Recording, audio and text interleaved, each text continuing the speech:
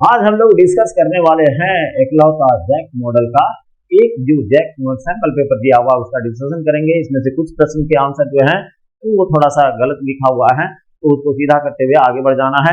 इसमें multiple choices question जो है उसका डिस्कशन किया जाएगा। नमस्कार, मैं हूँ प्रकाश और हम सब इसीलिए जुड़े हुए हैं गाइडलाइन कोचिंग के यूट्यूब चैनल से। समय व्यर्थ न जाए, सीधा प्रश्न पर चलते हैं और पहले प्रश्न की तरफ चलते हैं। The number of electrons for 1 coulomb of charge is यानी कितने इलेक्ट्रॉनों की संख्या 1 कूलम ऑफ चार्ज बना सकता है, यानी 1 कूलम चार्ज कंपोजिशन की बात कहा जा रहा है। सीधा ये क्वांटाइजेशन ऑफ चार्ज से प्रश्न है भाई। तो यहाँ Q बराबर N, ये तो आप सबको जान रहे हैं। तो N बराबर हो जाएगा Q अपॉन E, दिया हुआ है कितना 1 कूलम, यानी गिवन यहाँ अगर हम लोग अलग करें तो Q का मान हो गया 1 कूलम एंड E का मान हो गया 1.6 into 10 to the power minus 19 coulomb. बस केवल डिवाइड कर देना है, यहाँ बैठा देना है। नाउ अब अगर यदि यहाँ से हम लोग चलें तो सीधा हो जाएगा। Now Q N is equal to, इस जगह पर N इज इक्वल टू कितना हो जाएगा 1 coulomb divided by 1.6 into 10 to the power minus 19 coulomb. Coulomb cancel हो गया। ये 10 टू द पावर माइनस 19 को रेज कीजिए, ऊपर की तरफ ले जाएंगे तो ये माइनस जो था वो प्लस हो जाएगा। आने एक साथ दो काम करना है, 1 बाय 1.6 और इसको आप रेज कीजिए तो ये 19 हो गया, ऊपर जाएगा ये 10 हो गया। एक इधर से 10 ले आइए तो ये हो जाएगा 100 by 16 into 10 to the power 18। अब इसको कट कीजिए, 4 हो गया, ये 25 हो गया। यानी n का मतलब हुआ 25 यानी 25 by 4 into 10 to the power 18, 10 to the power 18।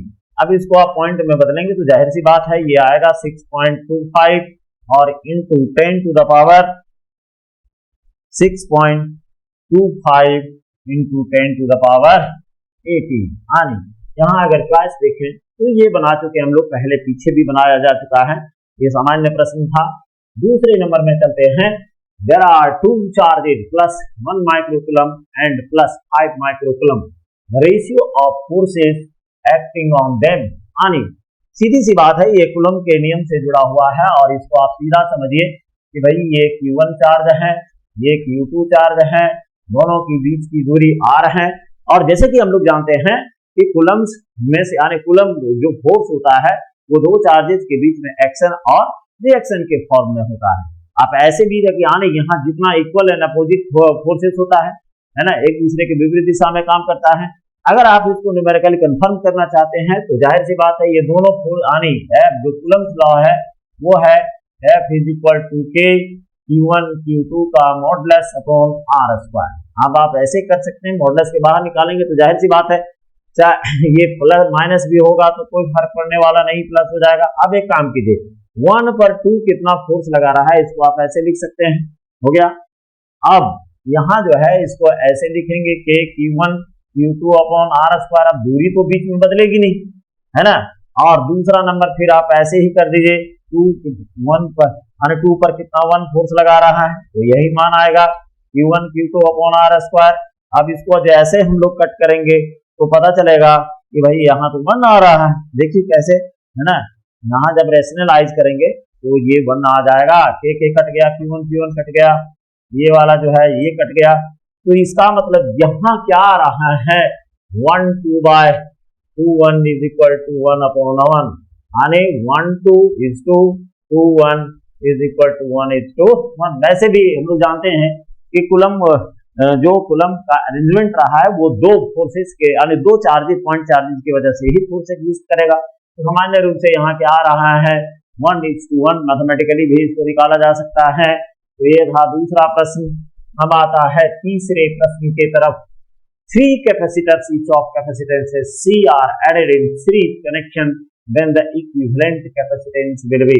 भाई ये सीधा सा देखिए, सीरीज का सूत्र क्या होता है, C equivalent by is equal to C by N। अगर आइडेंटिकल, क्योंकि यहाँ सारे जो है कैपेसिटेंस, सारे कैपेसिटर के कैपेसिटेंस बराबर हैं तो समय व्यर्थ न करें, ये रेजिस्टेंस में भी सूत्र लग जाता है केवल उल्टा होता है, जो यहाँ सीरीज में होता है वहां पैरेलल में होगा, जो पैरेलल में होगा वहां वो यहाँ सीरीज में होगा। अब सी हो गया, कितने कैपेसिटर हैं भाई, तो यहाँ देखिए 3 हैं, दैट इज यहाँ क्या हो जाएगा C इक्विवेलेंट बाय बराबर C/3। पकड़िए, ये रहा आंसर। नेक्स्ट प्रश्न की तरफ चलते हैं। बहुत आसान प्रश्न दिया हुआ, एक आध उठो सही दिया हुआ है। जैसे एक hollow spherical conductor which charge positively, एक हॉलो स्फेरिकल कंडक्टर है, उसको हम लोग चार्ज कर रहे हैं क्या, positively. Then the electrostatic potential inside of it will be, तो देखिए एक जो है 135 एसी वर्मा का जो है F नंबर पॉइंट देखिए, उसमें से ये गड़बड़ दिए हुए हैं। यहाँ क्या होगा, the electric potential due to a uniformly charge thin spherical shape at an internal point is same in everywhere and is equal to, यानी ये भी का मान होता है, हर जगह इसका मान बराबर होगा। अब अगर आप दे रहे हैं एक hollow spherical conductor with charge positively, क्योंकि चार्ज पॉजिटिव दिया गया है इसीलिए पॉजिटिव एंड यूनिफॉर्म होगा, एक जैसा होगा, एक जैसा होता है। ये पेज नंबर 135 के F नंबर पॉइंट्स पर है, तो इसको आपको ध्यान रखना पड़ेगा। आते हैं, यानी आप इसको देख सकते हैं 135 पेज नंबर है, पेज नंबर, ठीक। और इसमें से F नंबर पॉइंट में साफ साफ आपको मिल जाएगा, मतलब वहां से प्रश्न पूछा गया है ना। पेज नंबर 135 और जो पॉइंट आउट किया गया है वो है F नंबर, है ना। उसमें तो ABCD ऐसे करके दिया हुआ है, तो ये है, इसको ध्यान रखना है, अगर पूछा है तो आप उसका ध्यान। आते हैं 5वें प्रश्न की तरफ। The VI graph of for a conductor makes an angle theta with V axis where V denotes voltage and I denotes current. The resistance of the conductor is given by, सीधा क्या करना है, ये VI कैरेक्टरिस्टिक है तो ऐसे भी, या तो आप I भी कैरेक्टरिस्टिक जो है ना पर्टिकुलर सेमीकंडक्टर के लिए इस्तेमाल किया जाता है, तो इसको हम लोग यहाँ इस्तेमाल नहीं कर सकते हैं। तो जैसे प्रश्न दिया गया इसके हिसाब से ये हो गया V और ये हो गया I। अब यहाँ से इसको एंगल दर्शाना है। अब प्रश्न में क्या कहा जा रहा है, इसको देखना है कि थीटा जो एंगल है वो थीटा एंगल V से दर्शाया जा रहा है, ये रहा V से दर्शाया जा रहा है। चलिए इसको मैच करते हैं, ये रहा V और ये हो गया, है ना। अब आप जैसे बनाना है बना सकते हैं। यहाँ से अगर यदि थीटा है तो ये थीटा अल्टरनेट लेके कर सकते हैं, या नहीं तो यहाँ से कीजिए, ये I और सामने I हो जाएगा, है ना। ये वोल्टेज है, ये वोल्टेज हो गया और ये वाला जो है आपका करंट है, ठीक। तो यहाँ जो है इसको हम लोग करंट लिख देते हैं, ये हो गया करंट, यानी ये I है तो सामने वाले I है, ये भी है तो सामने वाला भी। अब दोनों ट्राइंगल में से कहीं से भी आप निकालेंगे तो क्या निकलेगा, tan theta is equal to tan theta is equal to tan theta लेते हैं तो tan theta is equal to हो जाएगा, चलिए tan theta is equal to tan theta is equal to हो जाएगा P बाय, यानी I बटा में V। जबकि हम लोग जानते हैं ओम्स लॉ से कि Ohm's law V is equal to I R, तो I is equal to V by I। यहाँ हम लोग क्या देख रहे हैं, उल्टा आ रहा है, I बाय V मतलब 1 बाय R आ जाएगा। तो इसको ऐसा करना है कि 1 by tan theta is equal to V by I हो जाएगा, और 1 बाय tan थीटा यानी 1 बाय tan थीटा को हम लोग यहाँ लिख सकते हैं या जी, तो cot theta is equal to कितना, और cot theta is equal to V by I, यानी ये अगर देखें V बाय I दैट इज यहाँ जो है cot थीटा बराबर क्या आ जाएगा R, यानी cot थीटा का वैल्यू जो होगा वो R के बराबर होगा। यहाँ आंसर जो है वो गलत दिया हुआ है, करके 10 मीटर की लंबाई तक होता है। ये एक सेल है जिसका इंटरनल रेजिस्टेंस हम लोग को निकालना है। ये लोड रेजिस्टेंस जो है उसको लगा हुआ है, एक बार इसको हम लोग क्या करते हैं, ये लगा हुआ है आपका जॉकी जे, ये जॉकी कहलाता है। इसको क्या किया गया कि स्लाइड किया गया, और एक बार स्टैंडर्ड सेल से लेंगे और एक बार जो है सिंपल इसको कनेक्ट करके लेंगे। इसका एक सामान्य सूत्र होता है, इसको ध्यान में रखना पड़ेगा। ये घेरा हुआ है, देखिए यहाँ ब्लॉक में से डाला हुआ है, तो इसको आप ध्यान में रखिए और ज्यादा समय यहाँ नहीं देते हुए सीधा हम लोग जो है इसको कैलकुलेट कर सकते हैं। और इसका ध्यान रखना है जी, ये वाला जो फॉर्मूला है आपका, ये रहा यहाँ आपका घेरा हुआ फॉर्मूला है, बस इस पर बैठाइए।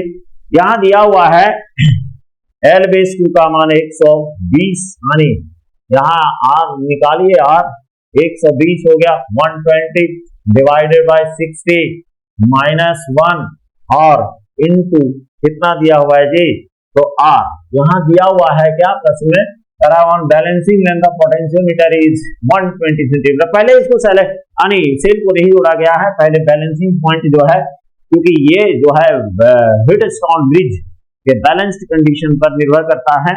तो यहाँ सीधी सी बात है, एक बार इसको लिया गया P1 पर और ये देखा गया 120 सेंटीमीटर पहला लेंथ, और उसके बाद जिस सेल का इंटरनल रेजिस्टेंस निकालना था उसको कनेक्ट किया गया और फिर जॉकी को स्लाइड किया गया।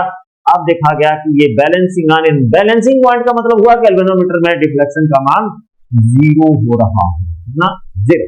यस, अब यहाँ बैठा ये R का वैल्यू जो है वो दिया हुआ है, R का वैल्यू दिया हुआ है, R का वैल्यू हम यहाँ डायरेक्ट बैठा देते हैं। R का वैल्यू दिया हुआ है कितना कितना कितना, देखिए 4। काटिए, ये तो सीधा आंसर आ रहा है R बराबर 2 - 1 into 4 ohm, therefore R is equal to 4 ohm आ जाएगा। सिंपल सा आंसर है 4 ohm, ये रहा 4 नंबर। आगे के प्रश्न, अरे ये वाला सूत्र आपके लिए इंपॉर्टेंट है, इसको ध्यान में रखें। हो गया, देखिए चलिए आगे बढ़ते हैं। Identify the condition under which the force acting on a charge moving through a uniform magnetic field is maximum. कह रहा है पहचानो भैया किस अंडर, माने किस शर्त के अंदर, यानी किस परिस्थिति में एक चार्ज जो कि एक मैग्नेटिक फील्ड में जा रहा हो उस पर फोर्स मैक्सिमम हो। तो भाई ये Fm बराबर होता है, यानी मैग्नेटिक फोर्स एक्सपीरियंस बराबर QVB sin थीटा। अब यहाँ सारा ये वाला जो है सब ये खेलने वाला है थीटा, थीटा का वैल्यू मैक्सिमम, और या ऐसे ही कर देते हैं ये Fm का मान, यानी मैग्नेटिक फोर्स का मान जो है कब मैक्सिमम होगा, जब sin थीटा का वैल्यू जो है वो मैक्सिमम होगा। फॉर मैक्सिमम फोर्स थीटा का मान कितना होना चाहिए, 90 degree. Therefore F is equal to कितना हो जाएगा, QVB, और साइन 90 डिग्री बैठा दीजिए भाई। तो जैसे साइन 90 डिग्री बैठाएंगे यहाँ मैक्स हो जाएगा, यानी F मैक्स का मान कितना हो गया, QVB, और थीटा का वैल्यू कितना, 90 डिग्री। कहाँ है, ये निकल गया, सीधा सिंपल सा है। अब आते हैं अगले प्रश्न की तरफ। What torque acts on a 70 turn coil of 400 centimetre square area carrying a current of 20 ampere held with its axis at right angle to a uniform magnetic field. यहाँ क्या है, जरा सा ध्यान देना है कि एक कॉइल है और ये कॉइल जो है वो मैग्नेटिक फील्ड में परपेंडिकुलर डाला गया है, इस तरह से यूनिफॉर्म मैग्नेटिक फील्ड है, ऐसे राइट एंगल पर डालना है, 1 2 ऐसे ये मैग्नेटिक फील्ड लाइंस हैं। इसका एरिया दिया हुआ है, एरिया इसका दे दिया है, एरिया दिया हुआ है ना, एरिया का मान दिया हुआ है 400 सेंटीमीटर स्क्वायर, टर्न का मान दिया हुआ है 70 टन, करंट का मान दिया हुआ है 20 एम्पीयर। राइट एंगल पर ये क्या कर रहा है, इसमें से राइट एंगल यानी 90 डिग्री पर है ना, uniform magnetic field of 0.2 Tesla. तो ये टाउ बराबर होता है टॉर्क का सूत्र Ni, number of turns into electric current into ये हो गया आपका एरिया एंड बी।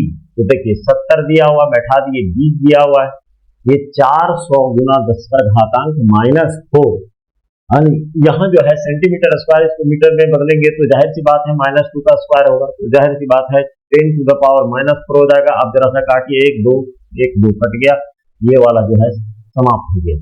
4 दूनी यानी 7 दूनी 14, 56 हो गया, 56 गुना 2 करेंगे तब 112 होगा।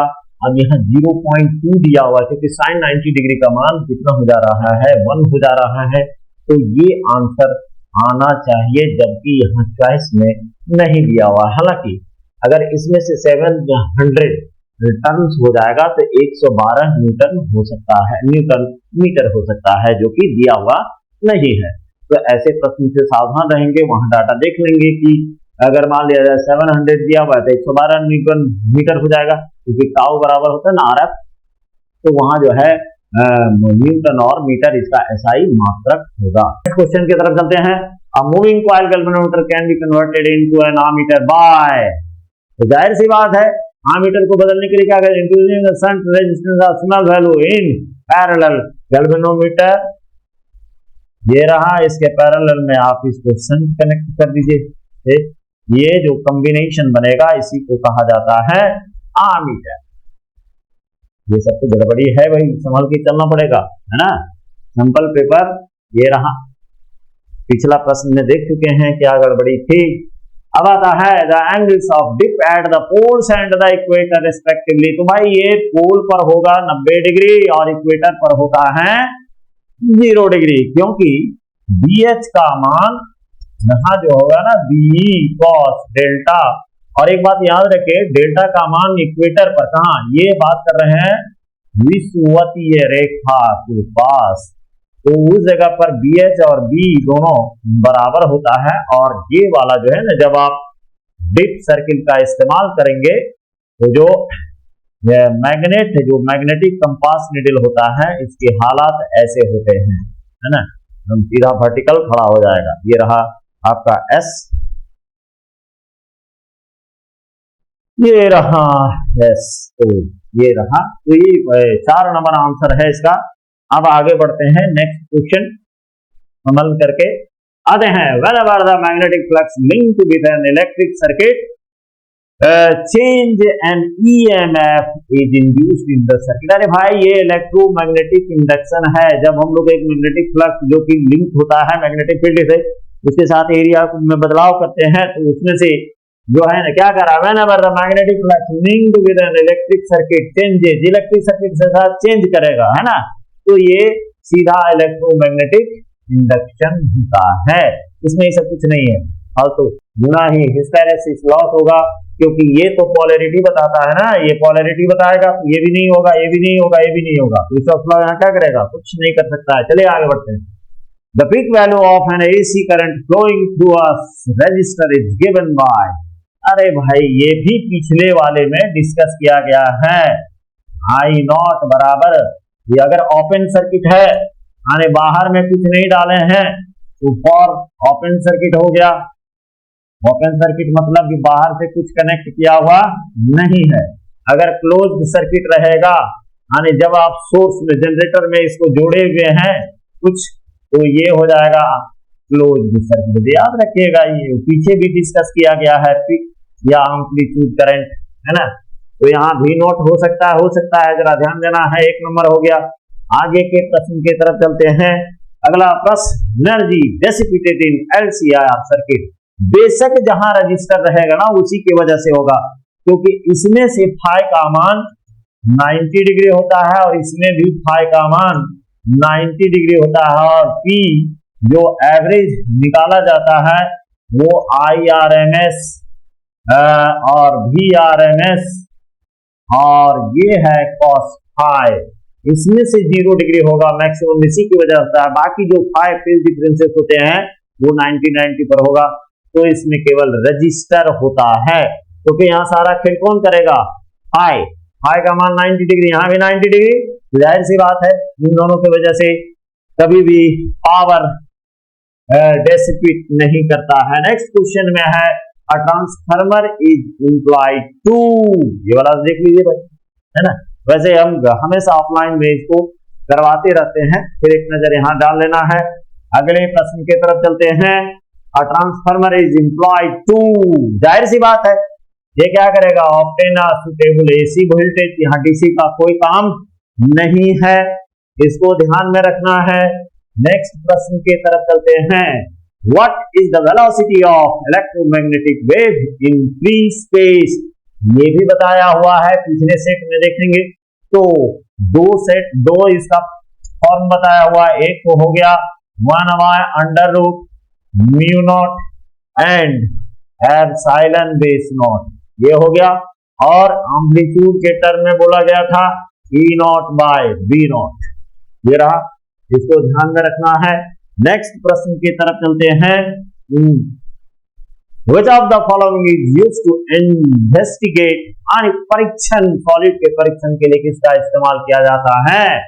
जाहिर सी बात है, एक्सरे, क्रैक्स होता है, फ्लॉज होता है, बड़े बड़े भेद, बड़े बड़े मोटर्स में, मशीन में, तो इसी के जरिए निर्धारित किया जाता है। ये इलेक्ट्रोमैग्नेटिक वेव से प्रश्न था।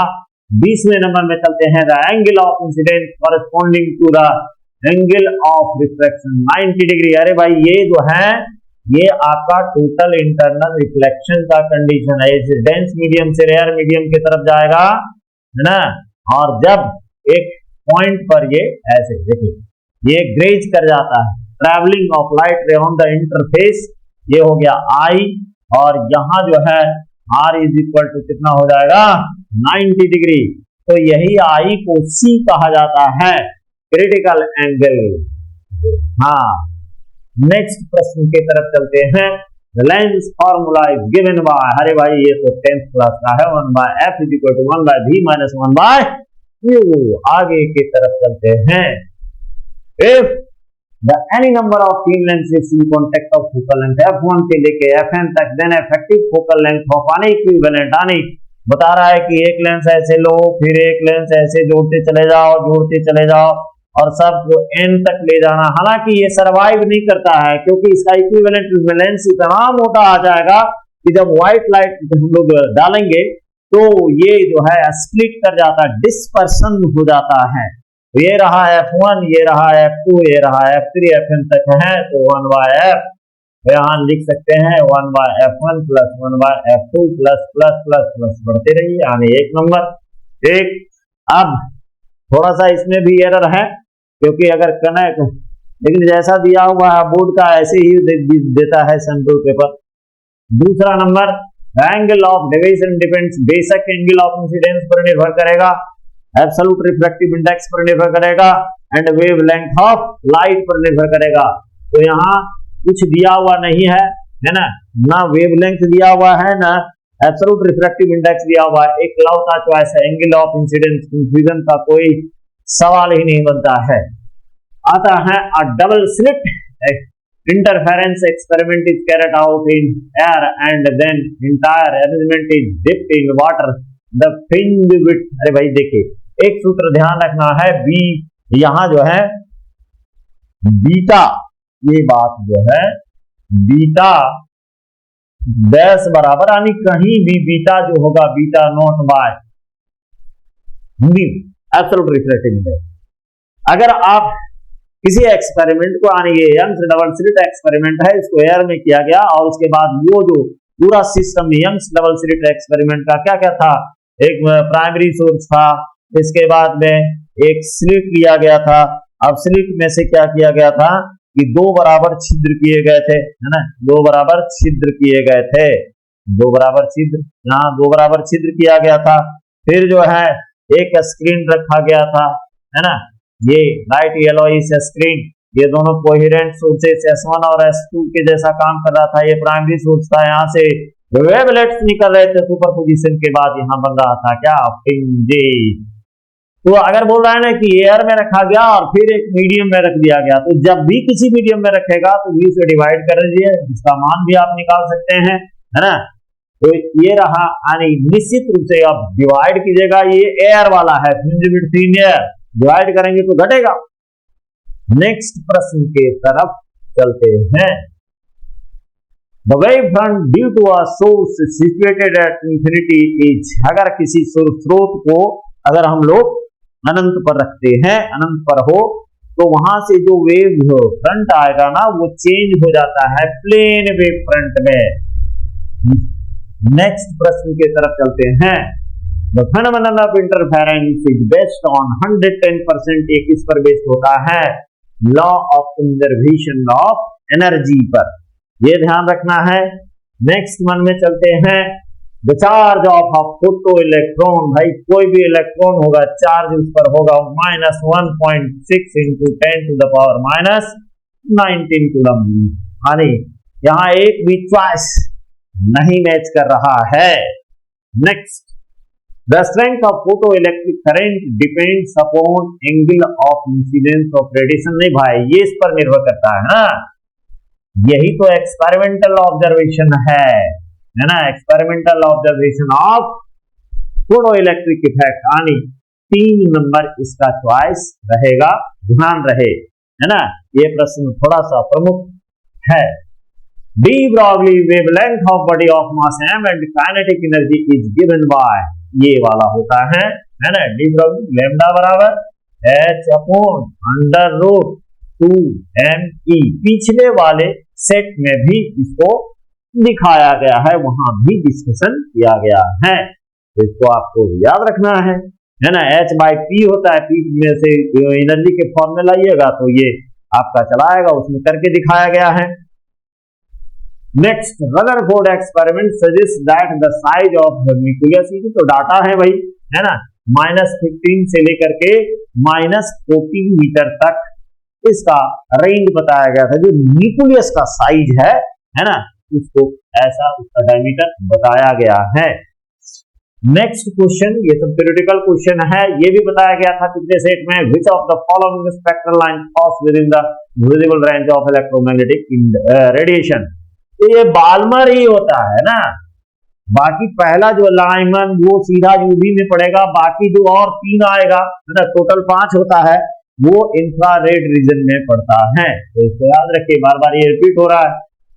चलिए, ये है रेडियो एक्टिव एलिमेंट का जरा एक बीटा पार्टिकल। बीटा पार्टिकल का मतलब हुआ इलेक्ट्रॉन, है ना, ये निकल गया, निकल जाएगा तो क्या होगा कि जैसे यहाँ देखिए क्या है, x ये हो गया एटॉमिक नंबर, ये हो गया mass number, radio active element है। अब इसे एक बीटा निकल जाएगा ना, तो इसके एटॉमिक नंबर में एक बढ़ोतरी हो जाएगा, लेकिन मास नंबर में कोई बढ़ोतरी नहीं होगा। तो यहाँ जो मास नंबर था, ये भी यहाँ मास नंबर हो जाएगा, एक एंटी न्यूट्रॉन रिलीज होगा। तो यहाँ देखना है, जब 2 एलिमेंट का मास बराबर हो, इसका मतलब हुआ आइसोबार। मास नंबर देखिए, मास बराबर है, मास नंबर बराबर है, तो आइसोबार कहे जाते हैं। एटॉमिक नंबर बराबर होगा, तो ये सारा चीज कॉमन टर्म है, आइसोटोप, आइसोटोन, आइसोमर्स, है ना, ये 100% केमिस्ट्री के अंदर आता है। लेकिन यहाँ देख रहे हैं कि मास नंबर बराबर है, इसका मतलब हुआ कि ये क्या है, आइसोबार्स है। चलिए नेक्स्ट में आते हैं, radius of a spherical nucleus as measured by electron scattering is, है ना, एक न्यूक्लियस का जो है साइज दिखाया गया 3.6 फर्मी गिवन दिया हुआ। देखिए कि what is the mass number of nucleus mostly like to be, ये सूत्र होता है R बराबर R0, है ना, या इसको ऐसे भी लिखा जा सकता है R is equal to R0 3 square root of A, हो गया, आप ऐसे लिख सकते हैं। अब ये दिया हुआ है, देखिए ये R का वैल्यू दिया हुआ है, R का वैल्यू गिवन दिया हुआ है, क्या फटाफट यहाँ R का वैल्यू लिखते हैं 3.6 फर्मी मीटर, यानी 10⁻⁻15 मीटर हो गया। ठीक, अब ये देखिए यहाँ से क्या करना है, R बराबर यानी ऐसे इसको ले लीजिए, है ना, √√3 है, तो इसका मतलब ये हुआ कि R यहां लिखते हैं, ये वाला फॉर्मूला को थोड़ा सा यहां ला रहे हैं, R बाय R0 बराबर कितना हो जाएगा, ये 3 square root of 3 square root, ये वाला जो है 3 स्क्वायर रूट ऑफ A हो गया। अब यहां वैल्यू दिया हुआ है, R का वैल्यू 3.6 इंटू 10⁻⁻15 मीटर, और R नोट का वैल्यू आपको ये याद रखना पड़ेगा, दिया हुआ नहीं रहता है, 1.3 इंटू 10⁻⁻15 मीटर बराबर कितना हो जाएगा जी, 3 स्क्वायर रूट A। अब ये वाला पूरा कट गया, है ना, ये 12 है आपका, 1.2 है ना, 1.3 नहीं 1.2 है, तो 1.2 कट गया, ये कट गया, 3 हो गया। अब ये कितना आया, 3 स्क्वायर रूट ऑफ A बराबर कितना है, 3। अब इसका तब जब इसका हम लोग जब इसको हटाएंगे तो इसका मतलब हुआ कि 3 पर पावर 3 आया है ना, ये वाला जो है, और इसका क्या मतलब हुआ जी कि ये वाला जो है यहाँ सिंपल सिंपल रखना है, ज्यादा दिमाग नहीं लगाना है, एकदम सिंपल। ये कितना बच गया आपका, स्क्वायर रूट 3a हो गया। अब क्या कीजिए कि दोनों साइड में अगर मान लीजिए 3 स्क्वायर क्यूब देते हैं या इसको हटा करके, इसका मतलब ये हुआ कि a बराबर इधर में 3 पर पावर 3 है, 3 पर पावर 3 है, यानी यहाँ जो है 3 पर पावर 3 लेना है। तो यहाँ ऐसे कर देते हैं, फटाफट यहाँ बैठा दिए, इसका मतलब हुआ 3 पर पावर 3। अब 3 पर पावर 3 होगा, गुना कीजिए, 3 या 9 या 27, ये रहा, है ना। तो ये सूत्र आपको यहाँ ध्यान रखना पड़ेगा, थोड़ा सा ध्यान देने की जरूरत है, बन जाएगा, ये मेन फॉर्मूला है। ठीक, नेक्स्ट क्वेश्चन की तरफ चलते हैं।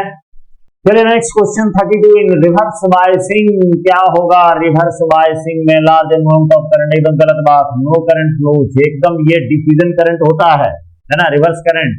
लेकिन इसमें से क्या होगा कि पोटेंशियल बैरियर की जान, जो पोटेंशियल बैरियर आने, जो पोटेंशियल डिफरेंस होता है ना, ये वाला जो है पी साइड, इधर वाला हो गया एन साइड। अब इसमें क्या होता है कि एन साइड में होल चले जाते हैं, जस्ट जंक्शन जब हम लोग क्रिएट करते हैं, और पी साइड में ऐसे।